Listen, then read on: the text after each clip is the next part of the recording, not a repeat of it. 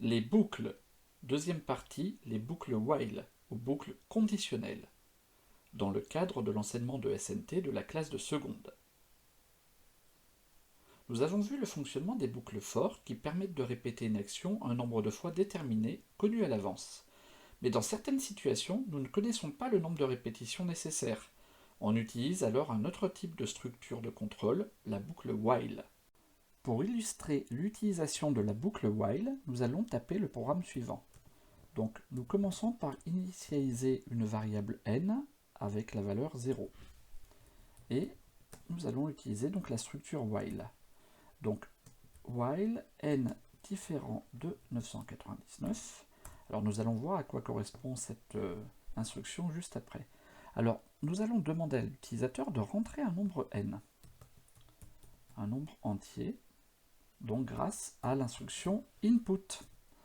Donc entrer un nombre entier n. Alors ce qu'il faut savoir, c'est que le but de ce programme sera de demander un nombre entier à l'utilisateur et d'afficher le double de ce nombre. Donc il va juste faire le calcul 2 fois n, si n est le nombre entier tapé par l'utilisateur. Et on veut que le programme fasse ça pour un certain nombre de nombres entiers, mais autant que l'utilisateur le souhaite. Par contre, au bout d'un moment, quand l'utilisateur se fatiguera et voudra passer à autre chose, il faudrait trouver un moyen pour arrêter la boucle. Et c'est là que justement, on va utiliser l'artifice suivant. On va afficher donc dans notre message d'input, entrer un nombre entier n, et on va rajouter taper 999 pour arrêter. Voilà, nous allons voir ensuite à quoi cela correspond. Donc je finis mon instruction input et je reviens à la ligne. Donc nous allons fermer l'assistant pour avoir toute la largeur disponible. Donc voici. Et ensuite nous allons afficher le double. Donc print le double de n est 2 fois n. Alors, pour ce qui est de la syntaxe de l'instruction print, je vous renvoie à l'une des vidéos précédentes, donc qui porte sur les entrées, sorties et les variables. Voilà. Et ensuite, nous allons afficher print. Nous sommes enfin sortis de la boucle while. Voilà. Alors, nous allons tester ce programme pour voir ce qu'il fait.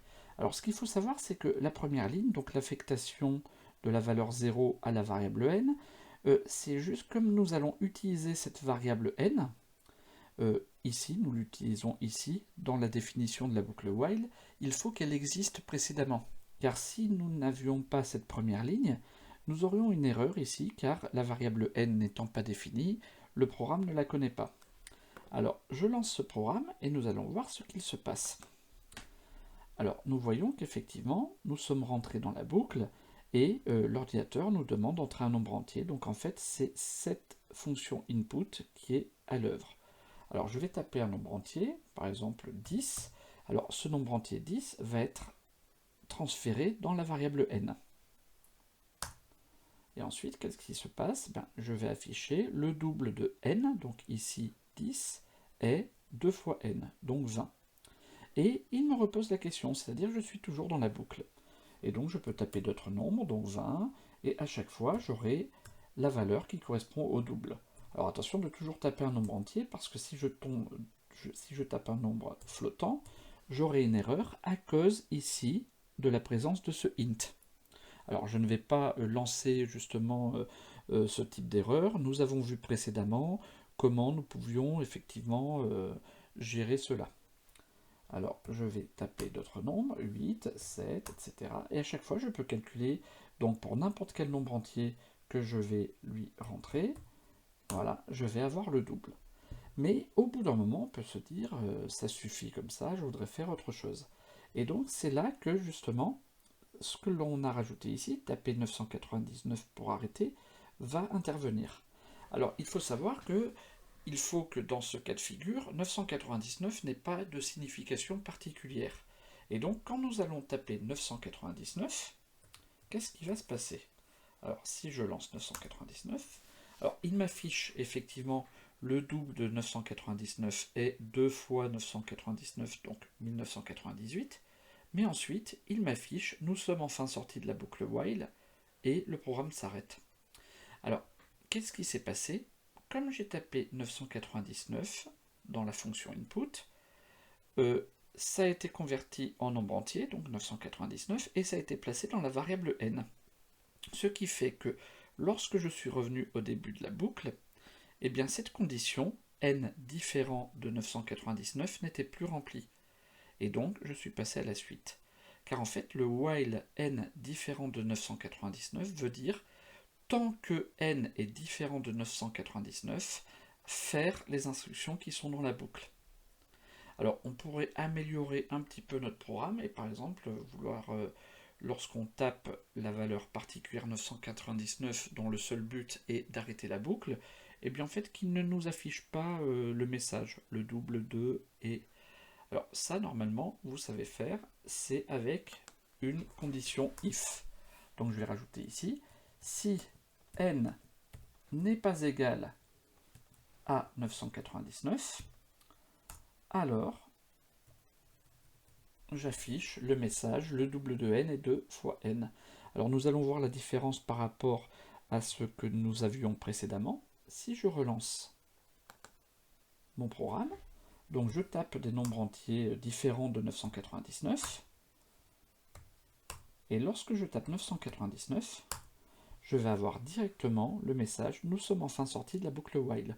Alors il faut savoir que le programme continuerait, c'est-à-dire que je pourrais avoir d'autres instructions par la suite, et je vais juste sortir de cette boucle-là. Alors cet exemple-là paraît un petit peu artificiel et on ne voit pas trop à quoi ça pourrait servir. Alors je vais vous montrer un exemple un petit peu plus pratique. Alors pour cela, j'efface la console pour que ce soit plus propre, et je vais coller ce programme-là. Alors ce programme-là, nous allons voir rapidement comment ça fonctionne. J'ai trois variables, une variable qui s'appelle somme, une autre qui s'appelle nombre de notes, et une autre qui s'appelle tout simplement note. Ces trois variables, je vais les mettre à 0. Alors en fait, c'est un programme qui va me permettre de calculer ma moyenne lorsque j'ai un certain nombre de notes. Mais je ne sais pas au départ combien de notes je vais avoir. Alors, ce qu'il faut savoir, c'est que note, donc, c'est la variable qui va contenir la note que je vais lui rentrer à chaque tour de boucle. Nombre de notes, c'est le nombre de notes au total que je vais avoir rentré, et la somme, c'est tout simplement la somme de toutes ces notes. Car je vous rappelle que pour calculer une moyenne, il suffit de faire la somme des notes divisée par le nombre de notes. On parle ici de moyenne simple non coefficientée, mais on pourrait faire un programme un peu plus complexe qui tient compte des coefficients, mais ça serait juste un tout petit peu plus compliqué. Alors, une fois que nous avons défini toutes ces variables, donc cette phase-là, cette première partie dans un programme où en fait on va créer les variables et mettre leur valeur de départ, c'est ce qu'on appelle la phase d'initialisation. On initialise donc les variables en leur donnant une valeur au départ. Ensuite, nous allons faire une boucle dont le but sera de demander à chaque fois des notes, et tant que nous ne rentrons pas une valeur particulière, donc 99, le programme va continuer d'emmagasiner des notes. Alors pourquoi 99? Parce qu'a priori, on va considérer que les notes, ce sont des nombres entiers compris entre 0 et 20, donc 99, ça ne serait pas une note valide. Alors pareil, ici nous travaillons avec des nombres entiers, il suffirait de faire une petite modification, par exemple modifier et remplacer ce int par un float pour pouvoir traiter les notes à virgule. Alors, tant que la note donc rentrée sera différente de 99, alors il faut savoir qu'au départ c'est bien le cas, vu que la note vaut 0. Eh bien, tant que cette condition n'est pas remplie, nous allons faire justement note égale int input, donc nous allons demander à l'utilisateur d'entrer une note et de taper 99 s'il veut arrêter. Et ensuite, qu'est-ce que nous allons faire? Cette note que l'utilisateur va rentrer va être convertie en nombre entier et va être placée dans la variable note. Si la note est différente de 99, donc si la valeur rentrée est différente de 99, on augmente la somme des notes, donc somme égale somme plus note, et on augmente de 1 le nombre de notes. Nombre de notes égale nombre de notes plus 1. Et on continue. Donc à chaque tour de boucle, on va augmenter le nombre de notes chaque fois qu'on va rajouter une note. Donc on aura nombre de notes égal à 1 lors de la saisie de la première note, puis 2, puis 3, etc. Et la somme, en fait, on va additionner la première note avec la deuxième, avec la troisième, etc. Lorsqu'on va taper 99, eh bien cette boucle va être finie. Il ne va pas passer par là, parce que justement, si note est égale à 99, il ne faut absolument pas qu'il additionne cette note à la somme, parce que sinon ça va fausser la moyenne. Et ensuite, il va sortir de la boucle, et il va nous afficher, vous avez entré un certain nombre de notes, et il va calculer la moyenne. Et pour calculer la moyenne, il va faire somme divisé par nombre de notes. Alors, à savoir que ce programme-là est très simpliste, c'est-à-dire qu'il faudrait rajouter des vérifications. Par exemple, si on ne tape aucune note, eh bien le nombre de notes sera égal à 0, et vous savez bien que si on fait une division par 0, cela provoque une erreur mathématique. Alors, je vais lancer le programme. Donc, il me demande de rentrer une note. Alors, par exemple, on va mettre 10. Ensuite, on va mettre une note de 12, une note de 15 et une note de 18. Voilà. Et on considère que je n'ai plus de notes, donc je vais taper 99 pour arrêter. Et voilà, le programme me dit bien que j'ai rentré 4 notes et que la moyenne est de 13,75. Alors je vous laisserai vérifier que la moyenne, alors à coefficients égaux, hein, entre 10, 12, 15 et 18, ça fait bien 13,75. Alors on pourrait recommencer et taper à ce moment-là d'autres notes. Et alors ce qui est intéressant, voilà, donc là j'ai fait une erreur parce que j'ai mal tapé, j'ai tapé 14 étoiles.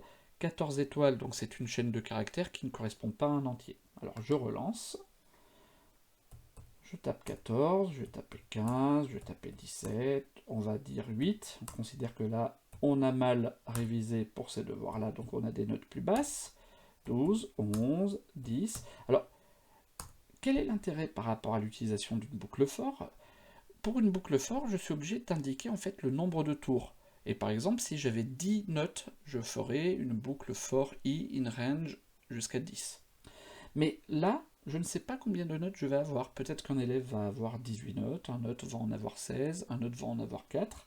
Et l'intérêt de cette boucle while, c'est que je mets le nombre de notes que je veux. Donc ici, j'ai entré 8 notes et j'ai une moyenne de 11,5. Alors, comme je vous l'ai expliqué, effectivement, si je tapais directement 99, voilà, là, mon programme plante parce qu'effectivement, le nombre de notes sera égal à 0. Il va bien me mettre que j'ai rentré 0 notes, ce qui est correct. Et quand il va essayer de calculer la moyenne, ça va planter parce qu'il va me mettre une division par 0. Alors, pour éviter ce genre d'erreur, les programmes doivent être conçus de façon à tester tous les cas de figure. Ici, nous voulons juste voir un exemple pratique de l'utilisation de la boucle while. Donc effectivement, là on voit qu'on peut faire un programme de calcul de moyenne où je peux taper un nombre quelconque de notes. Voilà. Alors, une autre utilisation de la boucle while, c'est en remplacement de la boucle for. Je vous explique. Nous avons vu précédemment la boucle for. Par exemple, celle-ci. Je vais faire for i in range 10, print i. Voilà. Et si je lance ce programme, voilà, j'ai les nombres de 0 à 9 parce que l'ordinateur va compter de 0 inclus jusqu'à 10 exclus. Donc en fait, il s'arrête juste avant 10, donc à 9. Voilà, donc ça, on a une boucle classique.